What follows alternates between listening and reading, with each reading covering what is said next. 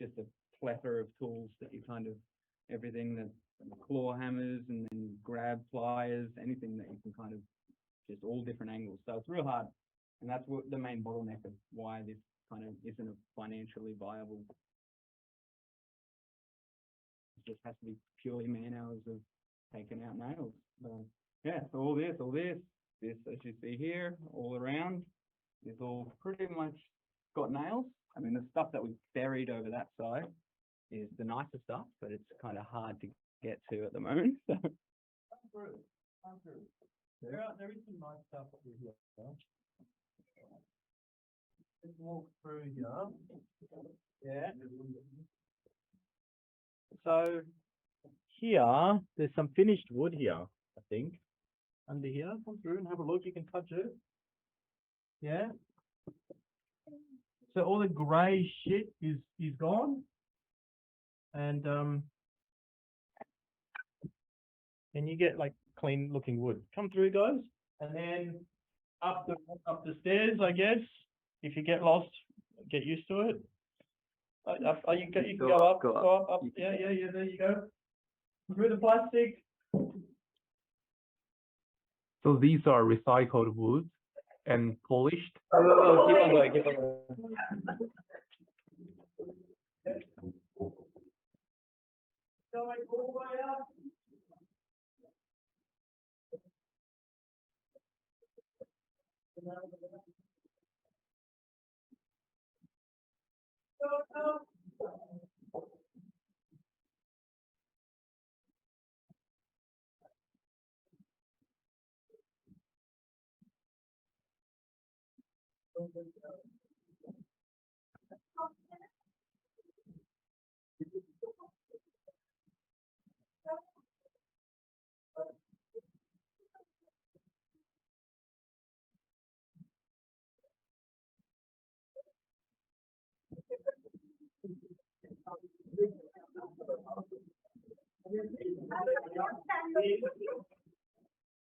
This is wooden furniture, so we started getting into wooden, anything made of wood. Not just stuff from like houses coming down, but furniture. And so this area we're going to talk about is an area where in the future we would like members to be able to come here once a week and take all the furniture for free. Free. That's part of the membership. So we started getting into the wooden furniture. And then let's go back upstairs. What just don't stand on this thing. Yeah, very slippery. Stand on the slippery tile. It's slippery. Yeah. Step over here. So we'll go all the way back up to it.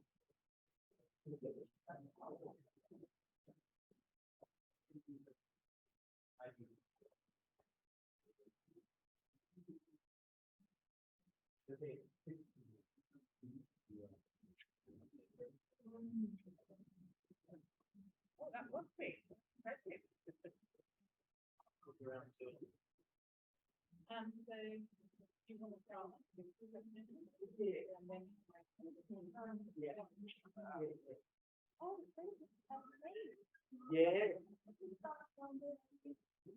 Yeah, it is. It's like Disneyland. This is nice. It is magic. Oh, good. Oh, nice. Look at get another piece. So everything you saw downstairs had this grey surface on it. And so in our machinery, we take off the grey surface and it comes, the original colour of the wood comes out. And then wherever the nails are, there's some rust, whatever features are there. So we wanted to show you how the wood arrives. It looks all grey and brown and stuff. Some people like it that way, they buy it that way. But most people like to have it clean. And so we can make, we're going to get another sample, please. Oh, sorry. So in our machinery, we can actually make the surface flat because those are twisted and they're hard to use twisted.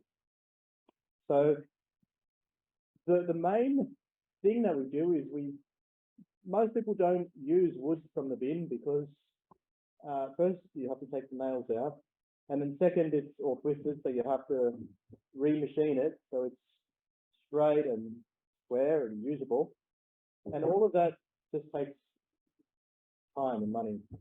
Georgia? The people on the telly can't see So we're the only company in Australia that takes wood from bins and makes it available to residents. Every other recycler purchases, say, like a building like this, and all the wood pieces that go across the roof, they're all the same. So most recyclers would purchase all of those from the demolition company and then recycle those into flooring or wall panels or something, or even furniture. But nobody recycles the waste. When this little structure comes down, all those bits of shitty wood in there. which is not 50. But to most larger companies, they're all different. They're not replicas of each other. The ones in the roof are all the same. They're easy to recycle, one process. When you have all random pieces like this, recyclers don't, it's inefficient for them. So that's what is making this business model so difficult. It's the one by one individual wood handling that needs to be done. Yeah, no. And what you saw downstairs was all the wood we moved from our previous location to this location. And normally, so what we're setting up downstairs is the retail environment, we would say. So it's selection space. So it's not going to be like stack high. It's going to be space where people pick one piece of wood individually, slide it out, have a look at it. And then they would bring it up here for cutting or wood machining. So that was just the income wood that you saw down there. And in a month, we'll see it's very different. Has anybody had a chance to look at the Wastewood website and what, some of the customers have made? Oh, good. Mm. Do you bring up another piece? Yeah, that's nice. And that customer journey, like, is really interesting, and designing it in this place, like, it's the magical. And some of these guys have expertise in that, Oh, right. Yeah, what's that? like experience design. Who's done experience design stuff? Interaction design, anyway. It's before, after.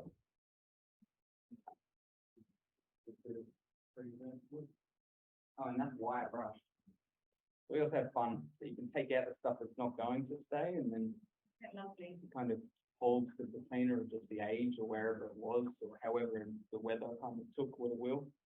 And then, Very. I've done that on the street on my way to work one day, the bush. All range of them. Someone's not closing. That closes? That one in the middle? no, that's over. When everyone smells very. And so, yeah, just engaging, and we'll start these questions. And the challenges are what we want, like it's identifying all those challenges. And this is a rich, and saying that task you've set yourself has challenges in it. And part of our work is trying to work out how that happens. But there's also the social, there's social key parts of this business that are involved in it as well. So there's plenty of constraints, which is good, to play with. But just in some ways to sort of get them out of the way and go, okay, we've tried those. What are the things that you have tried? So now we're sort of talking strategy. So the directions, different directions. What are some of the past ones you've tried? Okay. There's been lots. Yeah. When the organisation was like very young, in the first couple of months, it was just the space was smaller than this little area. Yeah. How do I get people into the shop? Yeah. To look at it. And then eventually people did come in using Gumtree advertisements. And there were free advertisements, and that was the challenge was money, because I couldn't put any money into it. Yeah. Free advertisements, Gumtree. Then people came in and said, what's the price? Mm. piece of wood. I said, I fucking don't know. Hmm. I found it in the bin, I took the nails down, yeah, I Yeah. know. And that was a huge challenge. What's the price of this stuff? And so, there was a little tin that we put on the windowsill, and I said to people, just put the money in the box. And they said, how much? I don't know, make it up. There's no premise for this. People made up their own amounts. Then they took change out of the box too. Yeah, they would do their own. I don't know how much to do. Maybe some of them made a profit. I don't know. But, then people wanted to help. Their friends wanted to help. They said, do you have a job? I know it's a box on the window. You want money, just take it. And they said, oh, well, I take money for free. All right, then help me out today. That's how much you're gonna pay me. How much money do you want for? So we had like these initial stages of getting to know what it's worth and how much somebody wants to pay. And it turns out it's a social problem. What do they want to do during their day at work? We were having fun. And so I don't know how much people took to help out in the early days. Yeah. Sometimes there was money in the box, sometimes there wasn't. Yeah. Then, when we moved from that space to a bigger space, people wanted to be on payroll. And then insurance became a thing. So insurance is a cost and payroll is a cost. Then things got a bit serious. The box on the windowsill wasn't going to cut it. And so then there's the challenge of how much do they get paid and how much wood do we need to sell in order to earn that money, to pay the people, pay the insurance, pay the rent. And these challenges started to grow. And it was when we had to have a certain amount of income just to cover our expenses that the problem would start. Because then the wood has a value. How much do we sell the wood for? Whatever our expenses are. And there's a disconnection between what the worth of the wood is and how much money we have to make. A lot of challenges grow from that. The more in time investment, energy investment, financial investment we make into recycling the wood, the more we have to charge for the wood to recover that money. And then you start to wonder if the value of the wood does it have anything to do with the wood anymore? Or is it just the effort we put into it and the money we put into the investment? That's what the value of the wood is, in a way. So if it took us 2 hours to get a piece of wood here, that's the value of the wood. Backwards thinking. Reality.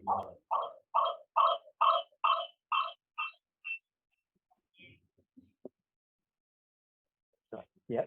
No, keep going. It's awesome. So they're the challenges. Then the operation that we do has, like, we have incoming wood. So we need a truck, we need to lift stuff, then we need space to make noise and dust, to take the nails out, cut the wood and prepare the wood. So we need a lot of electricity and maintain the machinery. And expertise. Then we need a retail environment, which needs parking and lighting, and signage, and COVID plans. And so because there's so many elements to the operation, finding a space, a building to lease is a disaster. Because we need a lot of space. We have very little money. We have no time. We need to make dust, noise, retail, everything. And it's not cookie cut, like, it's not like a production line where everything's the same and everyone has the same skill set. Every piece of wood, you handle the 3 different pieces already. There's no one machine that can do that. So we end up in a situation where we need to earn money, but the one thing we don't want to do is disturb the culture of what we're doing, which is make it appear to visitors that we're here to earn profit. It's not what we're here for. We're here to recycle wood. And so there's a challenge between trying to cover our costs without appearing as a standard commercialized retail outfit. We need to develop profit. Yeah. And it's what you do with that often. Well, and also, I think, I'm probably more to a personal, but part of why I would buy it and support Wastewood is because I want them to be around. Like, it's, yeah, I can't go anywhere else and get wood machines and have a connection with that wood. So I want to that to stay around, and I would pay extra for that because, yeah, I can't have a big machine at home. And not simple Premium. But part of it with the wood, I say that's my, and there is, we could work out a methodology, grab 10 pieces of wood and see if we could get a price on each of them, like through a number of different ways. One, you know, your time, you know, that way. Yeah.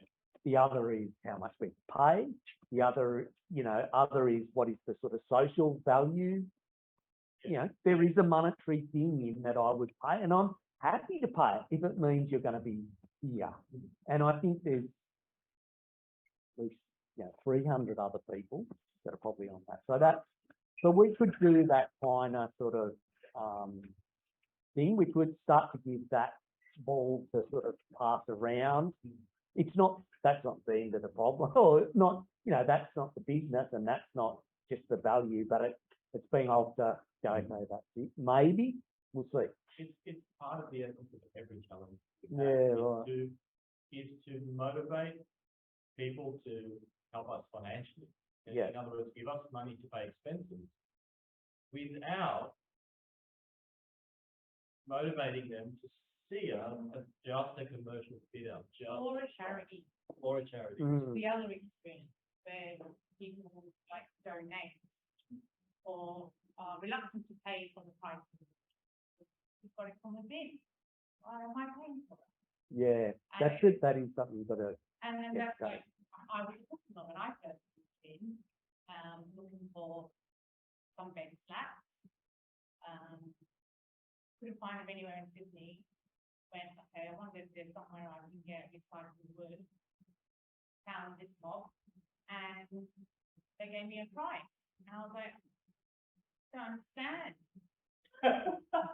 You got it out of the bin. Why do I have to pay for it? I don't want to pay for it. And then you realise they have spent weeks and cost of the work that they're charging me doesn't even pay for their dinner. So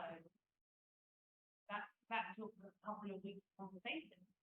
If they have to have that conversation with every single customer, you can have that experience as well. mm, So with any initiative that we project, anything that we want to move into the future, it needs to promote the connectedness of the community. Yeah. That we're in. And we always say that we have a purpose of the profit, and it can be a very difficult challenge. Yeah.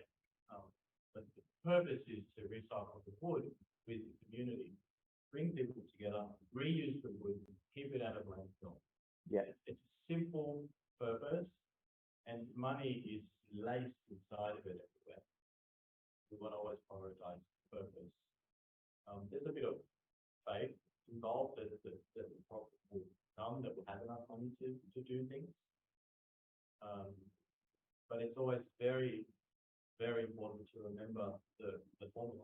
If we, for a day, think about profit over purpose, there's a backlash. Lucas, he comes out with a whip, you know.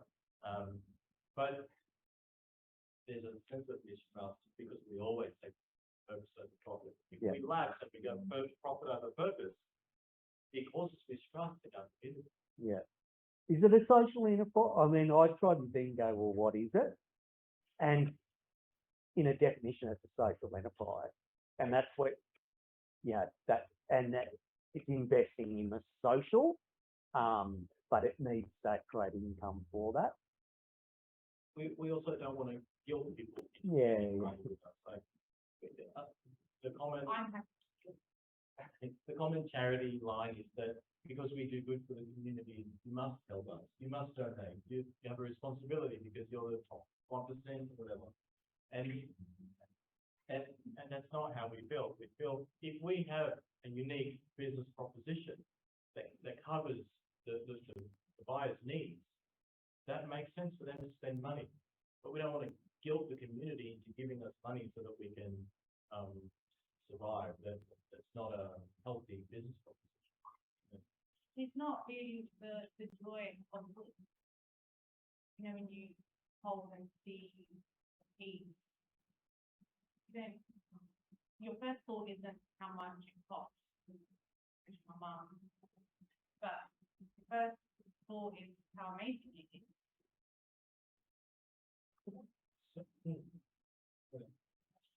So we've tried to achieve this. We've tried to stop the prices on food at all and ask them what they want to pay. We've tried that on and off. People generally pay way more than they would use work on the market for some reason. They always suggest a much higher price than I'm comfortable accepting. But they won't come back. This is very uncomfortable. So they'll take that piece, but they don't come back regularly. Money is a horrible Yeah. concept. Like, people don't like talking about how much money do you bring home every month. We've always had the price list on the website whenever we've had a price list. So, and I don't know any other wood supplier, especially recycle, that has all their pricing online. And that gives a sense of comfort when people come in. We've tried writing, like in the shop, writing the price on the back of the wood. So people have to interact with the wood and turn it over and have a look. But we ran into problems there because we didn't know which wood had a price on it, which didn't. We got confused. We've tried using colors to represent price and have a legend, and green means this much, blue means this much. That was confusing as fuck as well. Some pieces of wood would be worth. I mean, not sort of uncomfortable question, but most valuable piece of wood here would be. We have a couple in the around the 1,000 mark, a lot around the $300, $400 mark, like these big ones here, right? And then we have one that's priceless. Priceless. You can't buy it. Can't grow it. Can't grow it. That one, yeah, I think I'm. Yeah, right. One time we sold it for $45 and we retrieved it. Yeah, right.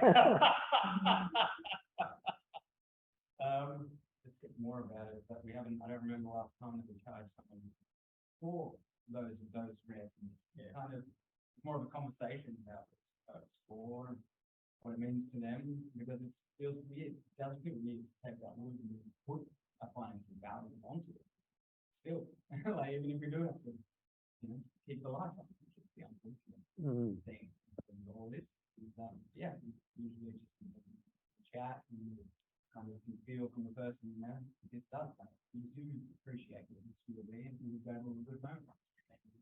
You send it on this way. One thing Lucas was saying downstairs, just be interested to get. Have you noticed what they do? Where if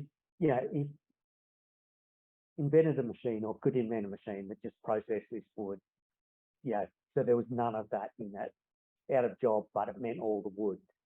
What would you do then? What would you do as a business?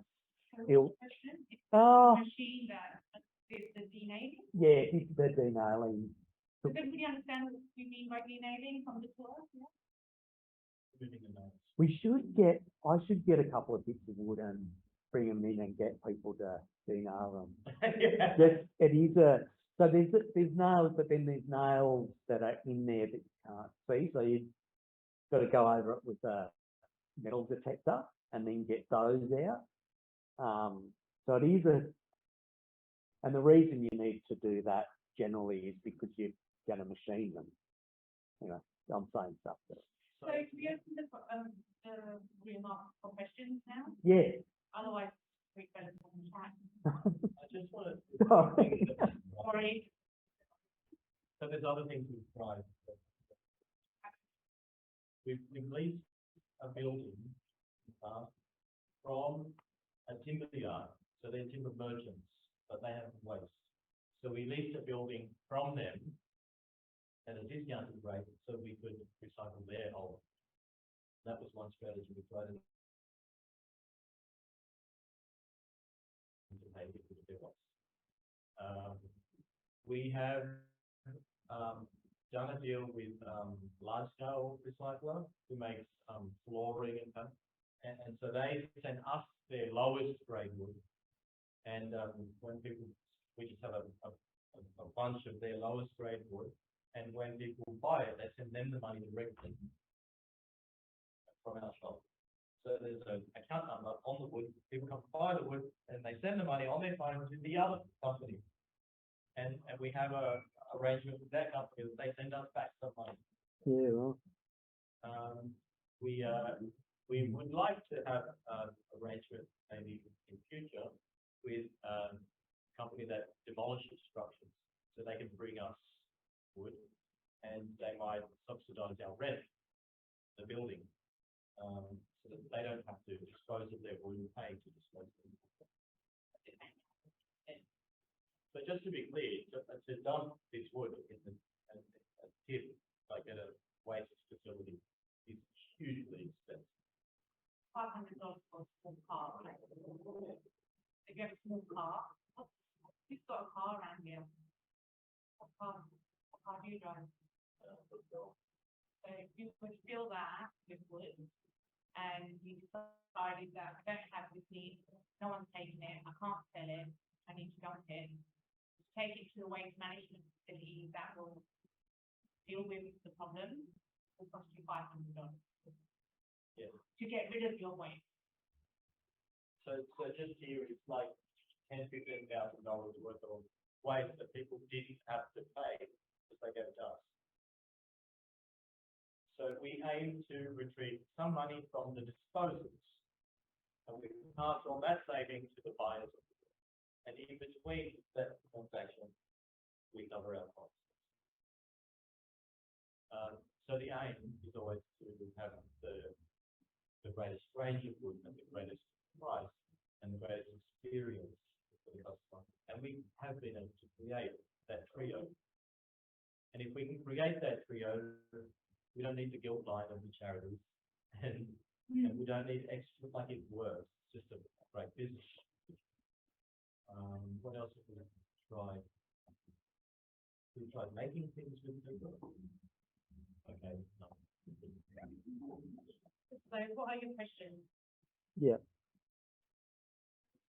So just in terms of the wood that's in front of the teacher, are you in a situation where you've got so much wood coming in that you can't get through it, or is it the opposite where you can get through the wood and you're relying on more wood coming in, so it's not a big one, it's just a wood. Yeah. There's no way at the moment for us to get like it all or continuing operations and doing anything else. Sorry, this is not me. Sorry. I feel, yeah, because there's always more wood. You sat by the ship for a day, it's very disheartening to see how much work is going into those places.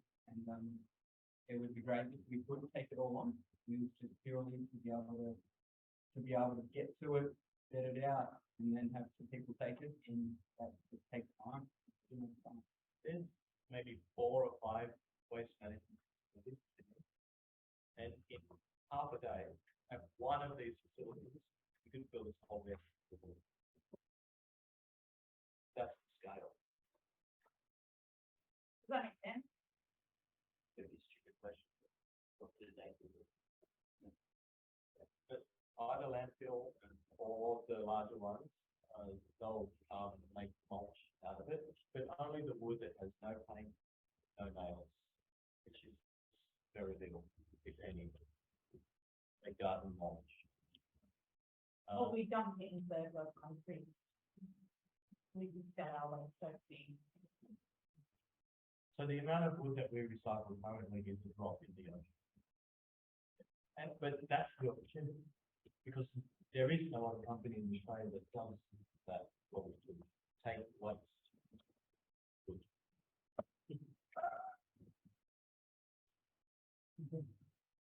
Other questions? Can I ask one more? So in terms of what's the line for you guys in terms of if you could have anything to be able to get through the backlog of what you know about, is it manpower, is it space, is it, what would it be which would like allow you to get through things more rapidly and just contribute more to your vision? We're thinking, Maybe we can start with maybe. yeah, it's what I was thinking. Idea of just kind of making it as accessible to as many people as we can. And you know, we know so many people who just have wood in their garage. You know, no idea what it is. People could sell wood out of their garage. People were passionate about it. Set up little dots and kind of people still doing the same thing, very accessible and bringing, it just kind of makes there's lots of different places that it could become where you know you could take the wood to. And so when there's more places to do like that, then it becomes more efficient, cost effective for business to do it. So then, yeah, we're able to build in small communities because there's always a community. You can form it however they like, and be able to take in wood and like have their community come get involved as well and just kind of enjoy what it is, like bringing this wood back to life, yeah, and save it. Do you want to add to that? You need to add to that as well. So this operation has a backlog of wood. We get this going, which just moved in, so we get this going. We have incoming wood, machining, and the shop. Then imagine there's 4 of these in the future, and people have garages set up where they open once a week. These garages are set up as shops all over the country. 500,000 little tiny garages, and then centres like this where the machining happens dispersed throughout. That's how we could get through the backlog. That's how much wood get reduced. The other thing I wanted to add to both those comments was there's lots of barriers of the utilization of wood. So one is where is it, and the neighborhoods will address that. Where is it? Google it eventually, and there you've got them. The second barrier is, do you know how to use recycled wood? A lot of curriculum and a lot of woodworkers are reluctant to use recycled wood because of the impact on their machines, or their belief that it's bad, it's secondhand, it's no good, it's better to get new. So how do we address that issue? Changing the curriculum, the policy, the attitude of people who consume the most wood. What are their barriers? What are their pains?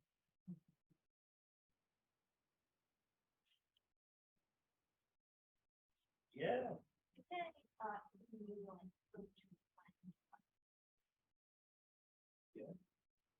Like as in companies? So the question was, did everyone hear the question? No. The question was Like, is there any individual furniture design, like, common by to their own?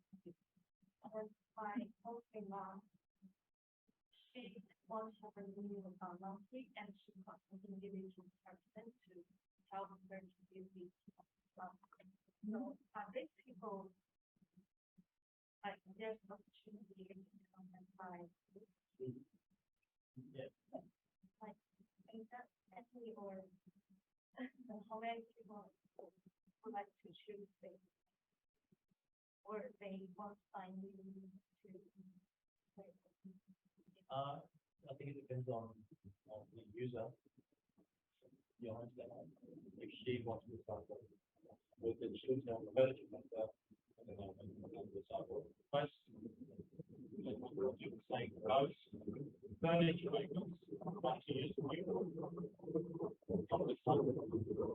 They're afraid to new cultural things. They're scared that if there's any nails in the wood, it damages their machines. So they're not accustomed to using some what is still a developing culture within. And it does require new skills, because it's already gone through various lives of iteration and chemical treatment and paint potentially and varnish, and we've got rid of as much as we can, but we don't know how it's going to behave. We don't know what happened. We don't know the history of that piece of wood. So that's scary. To sell that, imagine that to be a store, sell that to a customer, so that is going to last you 50 years. You can't commit to that. But we should be comfortable to say it might last you 50 years, it might last you 5 days, but this is what you can do with it after. It's a real, when we, at the beginning, we talked about the consumer change and our attitude towards the throwaway culture. That's what we've got to get comfortable with, that when it's broke, maybe you can do something with it. But Yeah, yeah, we have a yeah. lot of furniture makers. There is also like the potential even with that, like I think you've sort of raised a number of, there is the potential to, and even one of the student programs, look at what is the sort of science you need to back up. So getting chemistry or whatever to do something, get engineering to do stress tests on, and actually start to sort of get a bit of, it's not going to convince everyone, but Yeah. be cool to get that into the narrative of, we're not just saying this. These, What I compare the identification of wood to is when you're sick and you go to your doctor and you say, I've got a runny nose and I keep farting out of my vagina. And the doctor has to connect those two symptoms. So they go through the encyclopedia and go, okay, you have the flu or whatever it is. Identification of the wood is quite similar. You can only look at it and feel it and experience it a number of ways, and then make a guess as to what it is. Something that these guys told me, the only way of truly knowing what wood a piece is from is by looking at its leaves. It doesn't have any leaves anymore. So what wood is that? So then I get with sciencey, and I'll put like my acid on it, or I might smell it, or I might shave it, or I might look at the grain pattern, or somebody might tell me that they knocked down a tree in their back garden, and whatever. So you don't really know what you're actually buying, whether you're buying new or whether you're buying science, unless you grew it. What that process takes, and then again, do it again and again for every. And because furniture making matters exactly what cut of the tree, or where in the tree you've got, because then you can tell what it's going to do when it is kind of built into different, every piece, every part is used for different kind of things based on where and it's going to happen to it. And to be able to have any of them, you know that for sure. So much time and knowledge, and it's yeah. Even the weight, Like, you know, you had 3 different pieces of wood, they were all, you couldn't, I mean, I'm okay with that, but they were not relational to the size. Like, even if you had the smallest piece, and then you like said, okay, well, that's 3 times bigger, must be 3 times heavier. No, it was 10 times heavier. How does that work? In a tree with roots, and I've only got a small piece. And I think when people buy wood furniture or buy wood musical instruments, they go, oh, what wood is this? That's the kind of attitude I think we need to start questioning. It's like, be careful, would it? What did the wood go through to get to you? Yeah, I think there is a big market, and this is another sort of personal reflection. I think there are a lot of people who love hardwood and the look of Australian hardwood, and you know, but don't want to buy new stuff, but they would buy, if they could get a carpenter to use recycled wood to do, the architraves on, one room or something, they go, I'll pay another $1,000 for that, or 15, there is sort of, it is beautiful, it is unique and beautiful, I think the machining is one issue. How their machine's going to cut the recycled wood is one issue. But one of the things I observed by this woodworking school I went to a month ago was furniture makers have a belief that recycled wood looks industrial, and you can't do fine furniture, you can't do comfy chairs, you can't do beautiful things like this. Because recycled wood is like got nails in it, it's got holes in it, it's got paint all over it, it's got chips in it, it's rusty. So that's another attitudinal change, or something that we need to think about in our customer demographics. Can you actually make something fine from that? I'd say yes. Would I say yes to that? Before I joined there, I probably wouldn't. People used to say to me, you're mad. You think you're gonna take wood out of it, take the nails out, clean it up, cut it up, right? And then you're gonna sell it with cheaper than the yard next door. It's what is perfect. And I agree with you. It's mad. But we do now. We find it in the bin, take the nails out, we clean it up, we cut it to size, we pay the rent, and it's cheaper than the timber yard next door. I don't know how, but we don't need. other questions? So there is a very realistic problem with that. I think the company, when they were not paying for like the recycling idea, they still want to buy something useful. Yeah. Even if it's not about the material or like the finishing. Yeah. But you still create, maybe you still need to create a branding or like the narrative for your product, even if it's just a piece of wood. Because if I am a consumer, I don't want to buy that. Yeah. But if you like create a useful product, even if it's like a simple a storage box or something else, and it's cheaper than the furniture store, I still want to buy your product. Yeah. Are you saying, Product. just to reframe it, you say to turn, rather than selling raw wood, Yeah, you don't need to tell your customers like, It's what from the is the species and like the species. Yeah, what kind of wood you buy. You just let them know you just buy a product. and that's, More than- I think that's a different customer thing. Yeah. And the analysis we do will be really interesting to see, because we tend to, my observation is we tend to shy away. There's plenty of maker spaces and organizations and companies that do make furniture from recycled wood, and or show you how to do it. Whereas we're the first step in that, the supply chain, if you think about it. So where do they get their wood from? Where do those furniture makers? So I think it's about understanding the customer segment that we want to target. You can keep multiple, like when it's business model, like you can still keep some of, like the material The graphic would, yeah. area, and then you can make some of the product challenge. And like you can also keep some, wood without the mill to provide to like someone who loves to DIY and in the factory. Ideally, that's Yeah. good.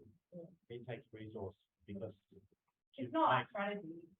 Not our strategy, but part of the idea is to make, furniture items requires a full workshop and painting and finishing. Then there's another marketing stage in marketing finished products. Then we run into competition. Other people are also making finished products or recycled goods, and then you start price competing. So there's an input, a resource input. Then there's a competition that's introduced with other furniture makers. And at the same time, the purpose of all of that would essentially be to make a profit. Whereas that's not our purpose. Our purpose is to recycle the wood. So Good a lot, example. a lot of ideas will spring forth from Show the product, how you treat the material. Yeah. And so that more people know. Yeah. What it works. The And idea, that's a big experience. So if you came in, sorry. You no. can, right, to make you want that wood.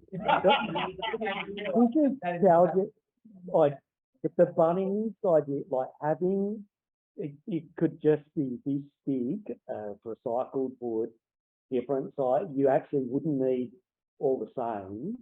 If that was there 4 years ago, I would have bought stuff out of it without it. Like a bargain basement of wood at like. Or recycled wood, Yeah. that recycled Australian hardwood. Yeah. Or in there just after a piece of wood to do something at home, I could buy Tassie oak, which is Australian hardwood, or I could buy a piece of recycled wood, and I'll buy recycled. So I just wanna, just, you know, you're thinking about problems and solutions for your assignment, so, I just wanna put some boundaries on what we are willing and what we're not willing to do. Like, making final goods is not in our focus in the next 3 years. So, I think there is opportunity, for other businesses to do that, but it's not in our current thinking. And they are our customers. Those other businesses are our, we are supplying them. And we're supplying their inputs. We want to supply their competitors who aren't yet converted. There's now 3 of us. Well, and at the moment, we've got so much wood that sometimes the shop is empty because we haven't taken the nails out yet. So we have a limited resource. Us two. I don't really do. I just look at it when it's like that. And I do look good. Other Sorry, questions? you had a question. No, we love it. But, What's the intention of it? You want that to be like, you want to recycle the wood and then everything will be okay. sorry, can you reframe that question for me? So it's the intention of using social media is mainly for like education and also let people to know these and also like get participate in that and then you'll be okay with that. So I see social media has a channel of communication, like the old school newspapers or leaflet spots. So I think it all is about the intention. Education is great, but then what? If social media can make some profits or stuff like that, that'd be okay with you. Let me think about it. But you can use the It's profit, not defined. no, So like if social media investment meant we will make 5 times more profit, but we have to sell our bodies to do that, the equivalent of, not caring for the wood or like going, that one's too hard, there's so many nails, chuck it out, not interested. and that's a constraint that will maintain But if you can make sure they don't have to do Profit any of that okay. and create profit, then it's sort of a question if, say, sorry, and so if we took that through social media magic, you got a 200 grand, 300, 400 profit a year, what would you do with that? Probably hire 3 people to manage the social media account. Yeah, Because like, it's a pain in the arse. yeah, oh, Even totally. if you automate social media, you can schedule it and have people the tools that are available. It will take the human to tell the tool what to do. Mm, And so, like any communication channel, whether it's like ringing, I'm not pointing at my ass, but the phone or sending an email, it takes time. So I think everything has a purpose, and we have to be really mindful about that customer experience. Like, are we giving the customer what they want in the way we are trying to achieve this change? So I don't want to sell social media as the destination, but only has a vehicle. Does that answer your question? I got 2 questions. Yeah. The first question might be similar with you mentioned about, if I see, this business is, multi-sided market, we play as a supplier, but we also play as a buyer. So which side you want to handle first more? So because I see this, like supply, if you supply the customers and the people who throw the wasteful gear is a difference, like might be different. I would say they're probably business to business or business to consumer. So we have people who are DIY and people who like to play with wood in their garage. Just asking which side of the business Buyer our or priority focus. Yeah, so it's on the, supplier. I see it as a supplier, but Income. we don't pay for anything. Like, well, No, people buying waste disposal from us. We're talking about the service or the product. So on one side, people bring wood to us and they pay us to drop off. yeah, I thought it as a, like, Yeah, buyer. it's like a reverse. No, so we don't buy, so the overarching position is we don't, even people Yeah, dropping wood to us. And always, when I say buy, that means that means just giving the name of buy, but this Yeah. is I like a store. like, Income stream. yeah. So I assume we want to focusing on the we are as a supplier position. For the next, Yes.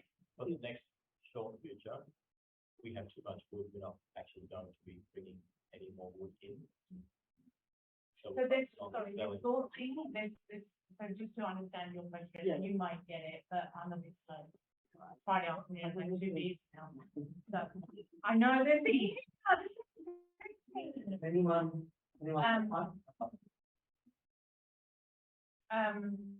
Sorry, guys. So people bring wood to us and they. Jing. So do I need to respond my question? Maybe I Do you mind? Yeah, I don't mind. So Good question. It's a great question, because obviously when, I don't know what it is yet. we don't know what it is yet, that's what I'm to say. The last one. So I see this company business as a multi-sided Yeah. marketplace Yeah, platform. definitely. So similar like a YouTube, so Yeah. which means we are the suppliers. Yeah. Which means people will buy the things from you, and you'll talk to people will buy some videos. I don't know. And as a supplier. Yeah. And the other side is we are the buyer. When I say buyer, it doesn't mean we taking the money to people. No, But we consume. yeah, we absorbing those materials Yeah. and things in.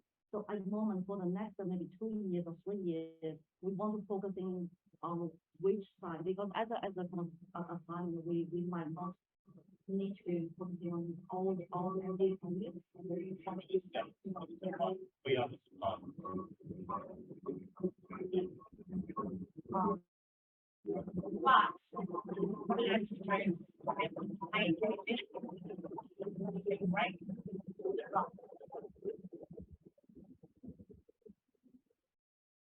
recall about 3 minutes ago, we were talking about the cost of taking wood to the tip.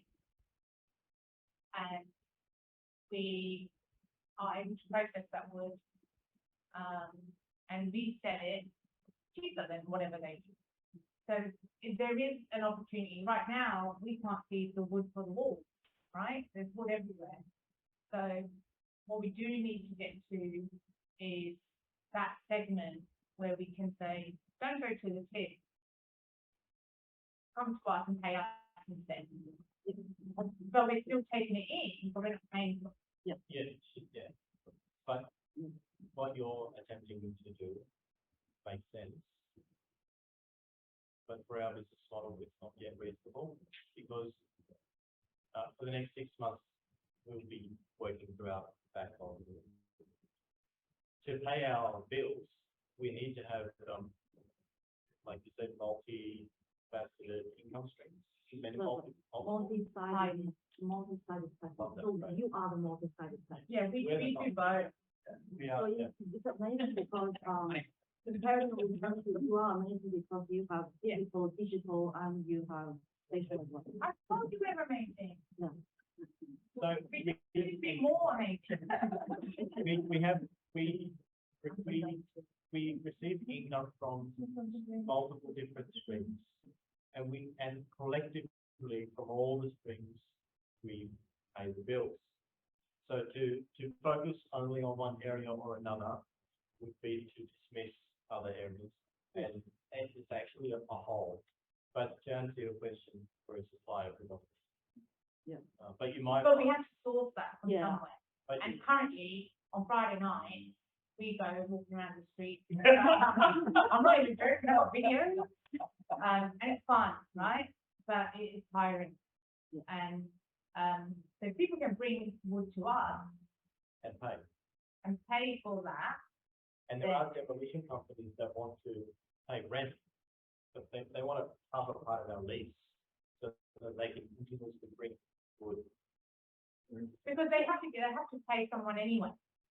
The wood doesn't disappear, like, I know we put our rubbish in the bin and just go, someone else's problem. It is, but someone's paying for that. But wood, It's the same, like, I could put that wood in my bin and it's someone else's problem. But And you're- my landlord has paid rent to deal with that problem. So it's not a problem that just will disappear. And I'm probably, let's slow yours down. I do get a sense a little bit like energy wise though, the wood coming in is energy too. Like you do thrive on it. Like I do, and that's the, you know, It depends on, I actually think So- it depends on the climate that we're in. yeah, So, like, if we've been like really processing the backlog of wood, like seeing new wood come in might be the worst thing ever. yeah, Clear the Yeah. backlog. But if we've been like selling, and the customers have been coming in and experiencing the Disneyland of wood, it is a good break for us. So actually, yeah, we right, get- okay. the energy transfer happens right across the supply chain. Yeah. Like, Yeah. And it's straight back to what we find. it just depends on where we are at. yeah, Very simple, visual understanding, like this much now isn't normal, it's not normal. Yeah, the only reason that we charge for that and charge for these sellers is because we want to keep doing that, we want to keep getting the wood and stopping it from going to landfill. It's the unfortunate cost of everything that is between the two that is involved. So, trying to do it regularly, yeah. You had two questions. What's your Yeah, second question? The other question might be because I'm not in this wood expertise area. So You will be in 10 minutes' won't time. be, I won't be. Have you think about connecting with like SSC or some kind of certification organization to making your valuable product more like trustable, Yeah. honorable for customers? Good question. I haven't thought about it. You? Oh, You know, the environmental standards about forest treatment. like taking an example, if I'm a like creative architect and I do a commission work of for New South Wales government of building architect, like building or structure, construction something in the central of the somewhere, like in the city. And I want to resourcing some of the wood from reduce recycle, and I see your company. And I want to ask, okay, is it meeting the standard of architect? So, Yes, that kind of certification then sell to larger projects. Yeah. Like the same. And larger projects are catered for by larger recycling companies. Like, so when we talk about like the roof pieces and large recyclers, they have that certification. And that wood is being recycled. We don't need to put any more effort into it. It's a very profitable segment. yeah, What we do is waste little pieces. The things that have gone through recycling or Yeah. not, and it's still, no one can do anything with it. but you know, you mentioned about you probably at the moment, you probably don't have the confidence of competing with like that large recycling company. But I But we don't want to. Well, one of the things I see the potential is we want a large.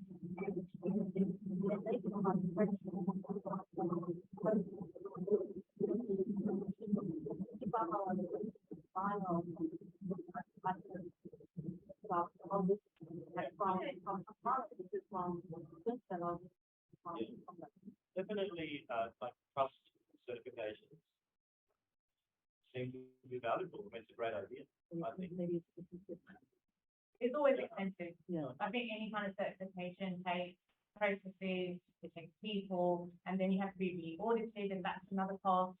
So I would, like my preference, I haven't contemplated it, these guys might have, I haven't contemplated it because it's just, the experience of Disneyland is the trust in itself. Like, you have to come to the shop and look at that and then see what you've done with it at the end. That trust to me has greater value than we able to say, trust me, I definitely did what I said I was gonna do.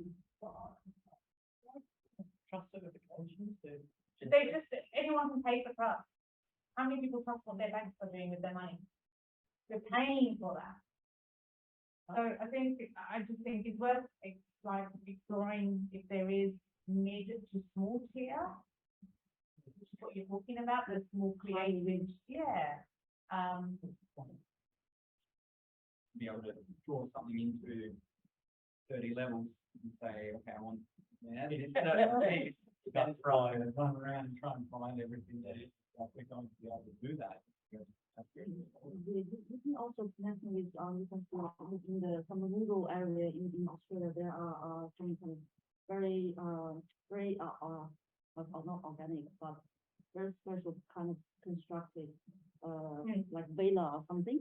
It costs maybe 500 or 600 per night, and even peak time is more expensive. So that type of thing, that type of people investing in those things, maybe love. Okay, we give them out. I'm hearing a common thread, and that's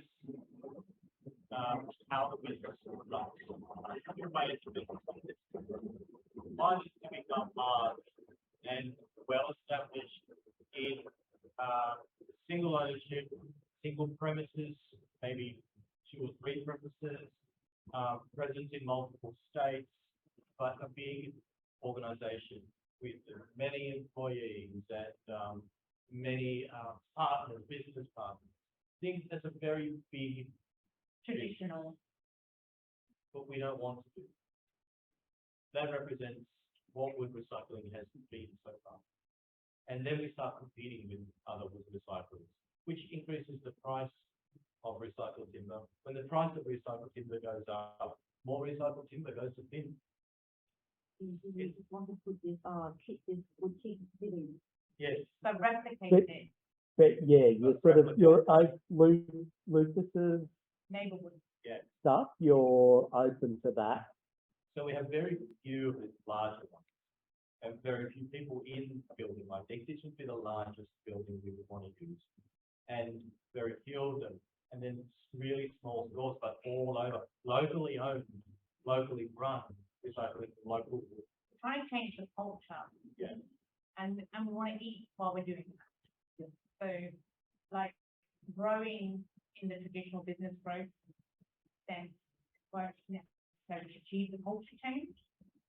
So culture change is the first priority. We just gotta keep eating so that culture change happens. But imagine everywhere you go, just like you could get, you can just stay in somebody's home. What's the Airbnb. Airbnb? Everywhere you go, there's Airbnbs everywhere. There's people, instead of hotels, these big hotels where everyone goes to a hotel, there's a concierge, and there's a dinner served in your room. And then you can stay anywhere now in the country. It's opened up to, and then you get to meet people in the community, get real experiences in places that are locally owned, locally run, right? Feeding the local community.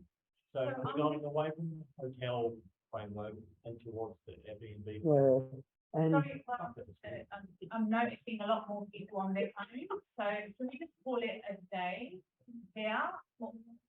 Or do you want to carry on? Like, any more questions? Maybe we take two more. Quick one. Frank is good, we like the rest. I know, how do you pay bills? No, you clearly have a backlog and there's a lot of manpower behind dealing with this stuff. So have you considered in a scale way, getting more resources, more human resources to work through the backlog so that cycle can be a little bit more, potentially more fluid in terms of stuff coming in and It's a fucking nightmare. Can I talk about it from like a newbie perspective, to save you guys separate? You have, like, I've only been in the gig for 4 months, 5 months of being in this place, and I was saying to myself, like, why don't you have more people? This is labor, it's easy, anyone can do it. It's not. Like, you need to know how to use the tool safely. I would like to show you my hands months ago versus what they look like now. I don't have nails. The wood chips, it's painful. I don't know how to use non-sensible. If I ask these two for help, the only other 2 people that are doing the wood are taking their time away. And if I did have the skills, I probably don't necessarily be wanting to do the denailing. I'd probably be wanting to get to that stage and put it through the machine.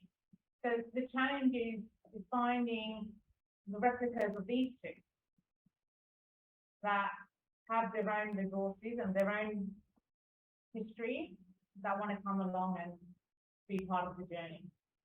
As opposed to people like me, been sitting in an office desk for 25 years and then say, I can do that. How hard can it be? I'm really good at Excel. And then you go, this is really heavy, and I'm quite strong, or I don't have to use You're tools. quite strong. I'm moving stuff. And I tell you, how hard can it be? And then, you know, your fingers catches, or There's another reason. I'm just talking about it from somebody who was just like, you shouldn't have a bottleneck because people want to get involved. And the investment in time takes away the most valuable human resources we have, is my perspective on that. Yeah. Sorry, you can now speak because I'm a bit passionate about that. Why don't we hire people to do this? We ain't got no money. Yeah, the cost of labor is expensive, but we also never. We do have never money. want to stuff. Take the nail, you know, to just do that, because that's what you do. It's never been part of work. We get bored. I mean, I've All seen these units, eh? Sorry. 15 other people, and if you don't have more, you might get any more work done. It's more dangerous, in fact. And cost and time and scale. Kind of great, I think. Yeah, so we have our day in the past, we've had our day that we say, okay, close the shop and focus on the wood on it. And we've been able to invite people to that and, you know, just kind of make it a thing that we're all just trying to take together. And I think that was my first initiation, was you guys would invite me to Tuesday Denailing Day, and I took both of them offline. And I know how to use tools. like I'm fairly competent compared to the average person. But I just gone online and, can you help me mix this up? Okay, what do I do now that I've done it? Does this go here? Does this go here? And the day that these two have dedicated to get the inventory up is now blown away by the do-gooder. Just give you context about what you're asking, the scaling of the operation, right? Because this is one bottleneck, once we've solved this, we have another bottleneck, so we have to advertise to sell more, because we've got more, and then, right, then we have to have more staff in the shop, because it's more customers, and it's scaling, right? So 2 years ago, we had 15 people working in one shift. And 2 people did that full time, which is the full time shipping. That kind of stop that. So I made everyone email. Everyone is the detail. And then everyone has to help customers in the shop. And everyone has to move up. Everyone has to- Hate it. So to try and scale an operation where one person has this job and that person has that, it can work, but it's very traditional and hierarchical. And it's not fun for anyone. And that's what we're trying to not do. Do you see the, I'll say this better, do you see the current model changing? Because I think that's a really important strength. It's always going down, yes. The model is always changing. Human resources. Do you see in the next year that there'll be more people in or less people in? Absolutely not people. But not one person who only pulls mails out, that's who they are. We all work throughout the whole operation. And so one of our most important premises is that when people join us, they do what they choose to do.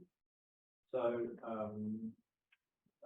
if somebody comes along and says, I love taking the nails out of wood, I don't really want to think that hard, I just enjoy doing this kind of thing. That's me, I like doing that. They can do that. So if somebody says, oh, actually, I like talking to people, that's what I want to do, I want to help people in the shop. They can do that, but they still need to pull the nails out, and the nail person has to help it from the shop. But primarily, people only do what they want to do.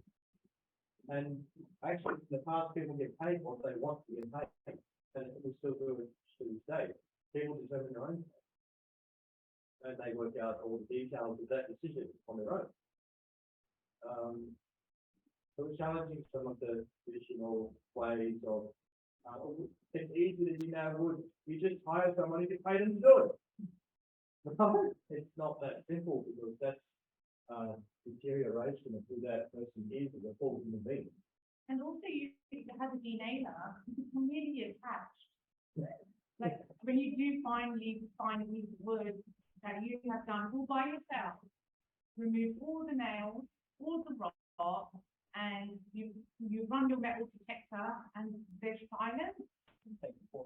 And it's taken 3 weeks, 4 hours, not down to 4 hours yet. To let it then go, okay, there's someone else to buy that. Oh, why is it take for $40? Please out the bin.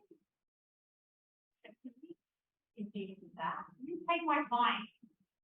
So I think that's the other thing, is the attachment that you make. And it's a good it's actually one of those few occasions where I think the attachment actually creates value, because it makes you think. But I think there's an opportunity in how in using DNA as a culture change program. Why? Some people drop it off as well. They get confused, right? I'm paying you like that same thing. I'm paying you, I'm giving you this, paying you, and you're selling it over here. It's like, oh, come on. And we take them through. We show them, like, here's this, here's this, here's this. Like, this is why you're bringing it. That kind of disconnect between the two has to be, like, you need to show, you really do need to demonstrate. And that's what we do. A lot of what we do is not, we build the thing, and we can come buy the thing, but we start just paying money for another thing. For us, we're like, okay, what is it? Like, what do you want to make? get some wood, through the machine, to see what it is. It goes from what it is, take it off, and that moments later, and that, there's no way to instill that into something other than bringing them through that. Fun. And if I can teach people how to work with wood, and more people home knowing they can work with wood from bins, hopefully they're taking wood out of bins. I think there was a really good story of that situation there. Was it business in the last place that was bringing and their waste goods, like from demolition site, and take that privilege. And then one day, I think they blew in a whole truckload of female wood, completely nailed. And I think you went, because you've done the work for us. Yeah. So, Which is all, yeah. which is actually another way of like paying a business. Yeah. So ultimately it goes back not to profit. So Right. they come in several times and paid and done off work and paid for that. The, several times and gone, I just think we need to be daily. I don't pay for this anymore. That's the change. Okay, any burning questions? Okay.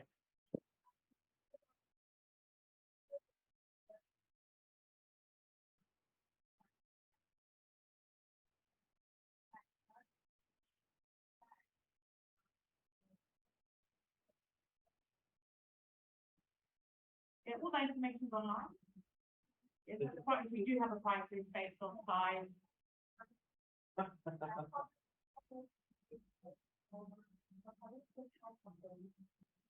feeling. It's a very good question. It's different size, yeah, because a lot of it can kind of be put into, not even length, we don't pay, like, not charging per meter, it's the piece itself. And the only reason we're really doing that is because it makes it so easy, we can actually stack it into something. So for us to say it was just about, hey, all of these are not the same, just one comes in, looking for a shelf. The shelf is wide by a certain, thickness by a length. You can take it over to that, yeah, well, here they are. And so that's kind of where it can break down. Looking to make something often that size. So then you just put it there and then the bigger pieces, a bit more, yeah. And we don't really say, we don't, in the cost model, and you'll have users going deeper in your analysis, you'll see that in the cost model, labor is not included. So in a typical environment, you will say, well, what is the cost of processing? What is the cost of sales? And you put that into the price of the wood or the item. We don't do that because we cannot. So we have to focus on the customer first. How do we sell this to the customer, and then work out how do we deal with our cost data. So it's everything you think about business, just flip it, and then tell us how to solve the problem. I think we might be able to do like some work around that, just to sort of reflect that and I like, can do some input on some spreadsheets, I put together organized this point, I'm like, everything's yeah, quantifiable. that'd be great. Any other burning questions? Yeah, no, you go. So I wanted to know, like, regarding the location, so were there any factors which led to the decision that we need to go to the Well, we got kicked out of the other place. It was too big, and it was really awkward, it was cold in the middle of the floor, We need a space where we can make noise, where we can create dust, where there's parking for customers, there's a retail environment, and an industrial space with a lot of electricity. And we have to be able to drive a truck into the space and then get the wood out of the space somehow. And we have to be close to our customers. People bring wood and people buying wood. Marysville, being the hipster central, is a good place to springboard the idea. And the other limitation was money. We have very little money. And we don't have, normally when you have a commercial lease, you show the property owner your profits for the business. We didn't have that. So But there was another limitation, how do we give the owner of the building confidence that they pay rent? Just on what Joe's saying around the different dynamics around,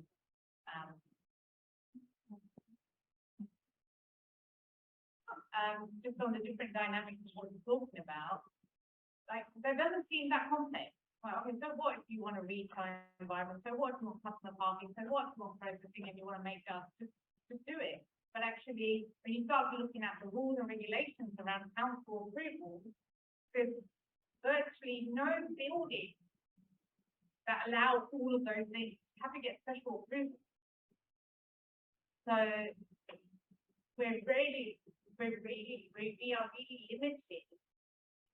to building an industrial solution in a residential environment. So people like to see and breathe clean air. And people like to not be too close to the waste they create. So they're the kind of standards that we're pushing against. To go, we don't want our customers to travel far to either dispose of their waste or deal with their waste. But how do we do that in a replicable way? It's a good one, isn't it? Because Okay. there's governmental, there's political, there's economical, it's like, what research is really benefit? The context for like the price of a space. The price of a space like this would be over $200,000 per year. Who does that in the bank account? We got it for $150,000 per year because it's quite little space that not many people could use. And the council has determined that this space should be residential. And we've found a little tricky little shortcut to be able to use it as industrial. So we got a discount because nobody else found a shortcut. But not much of a discount, right? So over $100,000. And that's not included, like, we don't put the cost of rent in the price of it either, which you traditionally would, right? Standard, what are your costs? So. Yeah. I see you guys quite value the connectivity with the community. One question is about when you critique your wood, like potentially coming into the warehouse, have you ever rejected the wood? Yes. Like, and where they might go? And why this critique of that? When I first started recycling wood, I made a promise to the wood that I would never reject it. Zero waste? So treated pine, which is a common construction material, the most common construction material, treated pine, it's pine used with chemicals for resistance to termites and water. But you're not allowed to use it in children's play areas because it's toxic. Adults are fine. So we don't, Use it to adults, right? we don't take in treated pine because the dust is toxic. We have an internal environment that public visits, so we don't take in treated pine. And also some wood is painted with like prior to 1978, the paint that was put on the wood had lead inside of it. That's toxic. So any wood like that, that's painted, that's modern paint. But if it's painted like that, we can do a chemical test, but it's quite an expensive test, so it's usually being tested. Unless it's big and sexy like that, then we do a test.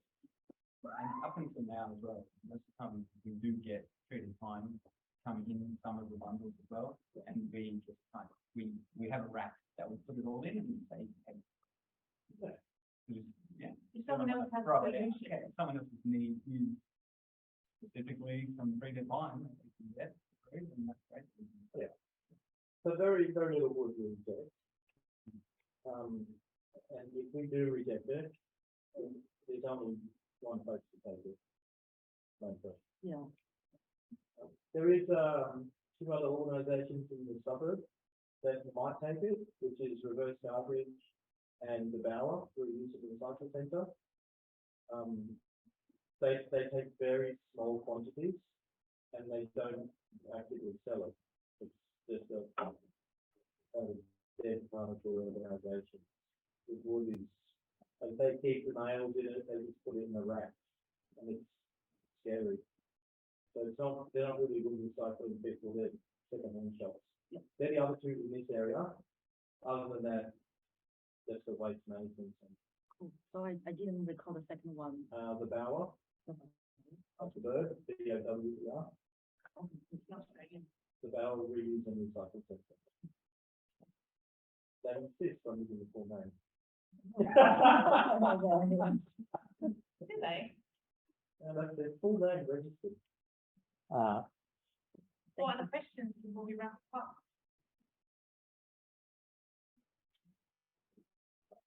Yeah, thank you to the Wastewood team. Exciting, there's a lot to reflect on. Yeah, thanks for generosity in this. We'll go away, think about it.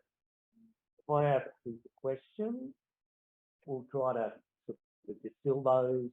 I will email you, probably where you've got my details, but I'll send, like some time slots for you if there is, sometimes you need to process and, Yeah, you yeah. know, analysis. So I'll send you my details. So, you'll be able to contact me directly rather than going through Owen. And then, if I can't answer, I'll, so, being a former MBA student of the University of Sydney, I would suggest you definitely take me up on that one. Awesome. Thank you. Yeah, and thanks everyone for coming out. Good. If you want to go next door, go next door, but if, yeah, Saturday night, might have things to do. So, yeah. Thank you so much for doing that. What's that?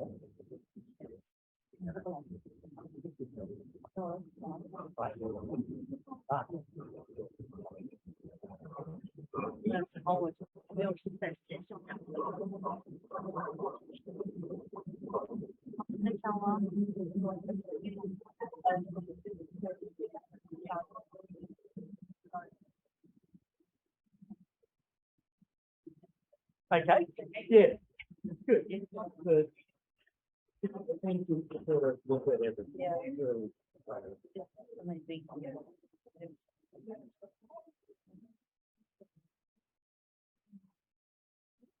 My friend threw up. help me grab that.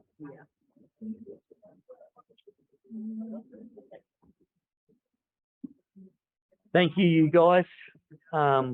Yeah, see you next week. You can email if anything